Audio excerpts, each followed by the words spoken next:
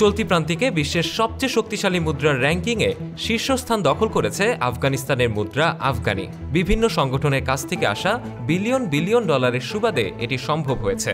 এছাড়া 2 বছর আগে ক্ষমতায় আসা তালেবান গোষ্ঠীও আফগানিকে শক্তিশালী রাখতে বেশ কিছু পদক্ষেপ নিয়েছে। এসব উদ্যোগের মধ্যে রয়েছে স্থানীয় লেনদেনে ডলার ও পাকিস্তানি রুপির ব্যবহার নিষিদ্ধ করা, পাশাপাশি দেশের বাইরে থেকে মার্কিন ডলার নিয়ে যাওয়ার উপরও বিধিনিষেধ আরোপ করেছে। তালেবান অনলাইন বাণিজ্য অবৈধ ঘোষণা করেছে। এসব আইন না মানলে কারাদণ্ডের হুমকি দিয়েছে তালেবান সরকার।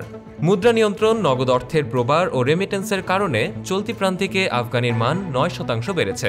এটি কলম্বিয়ার মুদ্রা পেসো থেকে 3% বেশি। এ নিয়ে চলতি বছর আফগানির মান 14% বাড়ল। সেই হিসাবে এবছর কলম্বিয়া এবং শ্রীলঙ্কার পরই বিশ্বের তৃতীয় সেরা মুদ্রা হচ্ছে আফগানি। অবশ্য আফগানি শক্তিশালী হওয়া সত্ত্বেও আফগানিস্তানের সমস্যা রয়ে গেছে। দেশটিতে বেকারত্বের হার ব্যাপক।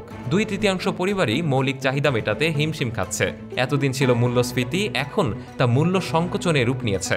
2021 সালের শেষ থেকে দরিদ্রদের সহায়তার জন্য প্রায় প্রতি সপ্তাহেই জাতিসংঘের সাহায্য যাচ্ছে আফগানিস্তানে। ওয়াশিংটনের New Lines Institute for Strategy and পলিসির মধ্যপ্রাচ্য, মধ্য ও দক্ষিণ এশিয়া বিষয়ক বিশেষজ্ঞ কামরান বোখারি বলেন, মুদ্রার কঠোর নিয়ন্ত্রণ কাজে দিয়েছে, তবে অর্থনৈতিক, সামাজিক ও রাজনৈতিক অস্থিতিশীলতার কারণে এটি বেশি দিন টিকবে না। এর কারণে পরে আরও সংকটে পড়তে হবে দেশটিকে।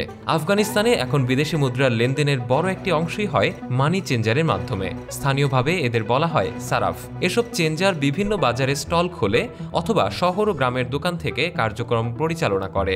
এসব মানি চেঞ্জারে প্রতিদিন মিলিয়ন মিলিয়ন ডলার হাতবদল হয়। এ বাণিজ্যে কোনো সীমা নেই। আর্থিক নিষেধাজ্ঞার কারণে আফগানিস্তানে এখন প্রায় সব রেমিটেন্সই শতাব্দী প্রাচীন হাওয়ালার মাধ্যমে পাঠানো হয়। সারাফগুলোর ব্যবসার মূল অনুষঙ্গই হচ্ছে হাওয়ালা। জাতিসংঘের হিসাবে এবছরে আফগানিস্তানের 3.2 বিলিয়ন ডলার প্রয়োজন। এখন পর্যন্ত তারা দেশটিতে 1.1 বিলিয়ন ডলার পাঠিয়েছে। গত বছর দেশটিতে প্রায় 4 বিলিয়ন ডলার ব্যয় করেছিল জাতিসংঘ। বিশ্বব্যাংকের পূর্বাভাস অনুসারে 2025 সাল পর্যন্ত আফগানিস্তানের অর্থনৈতিক প্রবৃদ্ধির হার 2 থেকে 3% মধ্যে থাকবে। মুদ্রা শক্তিশালী হলে বিশেষ করে অপরিশোধিত তেল সহ অন্যান্য জরুরি পণ্য আমদানির চাপ কমতে পারে আফগানিস্তানের উপর।